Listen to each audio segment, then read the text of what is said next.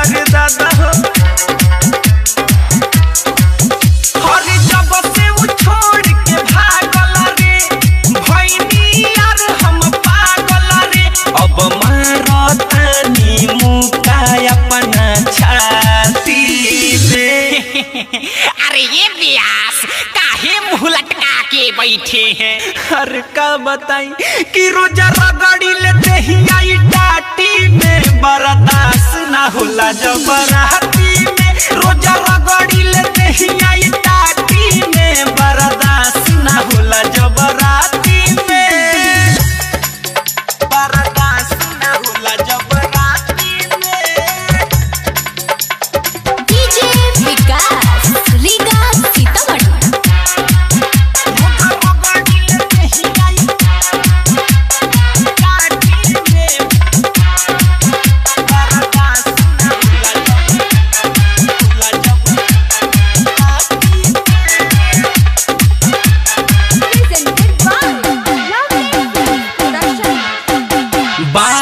हम पगलाइल रे पानी नाम हाइल रे। अरे तो इसमें चिंता की क्या बात है?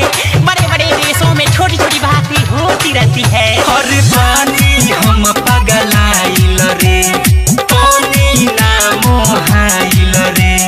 जब से भागल लौट के फेरू वापस नहीं आइल रे।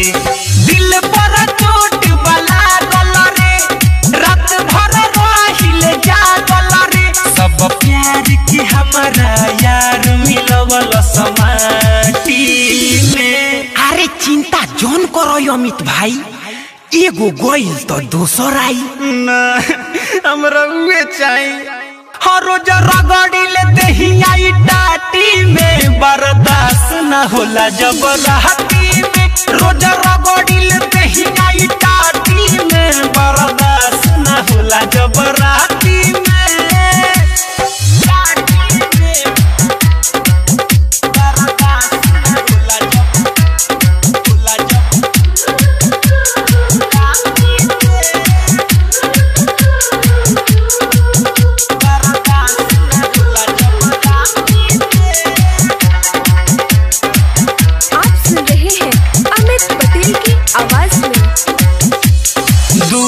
बाई है बातें से काम चलाई हाथे से। हो तो अपन हाथ जगन्नाथ होके करेला। अरे दुख बाई है बातें से काम चलाई हाथे से। बिन ओकरा हम जियब कैसे सोचता राते से। सूती ले गोड़ थानी रे जात के हम सिरहानी रे। बड़ी होला दर्द यरबू हमारा काटी में। सोई के दर्द होला का वो हमर तनी तनी दुखाला। चुप साले कि रोजा रगड़ी लेते ही आई टाटी में बर्दाश्त ना होला जबराती में। रोजा रगड़ी लेते ही आई टाटी में बर्दाश्त ना होला जबराती में। जब से वो छोड़ के भागल रे भैनी यार हम पागल रे अब मारतानी मुका अपना छाती में।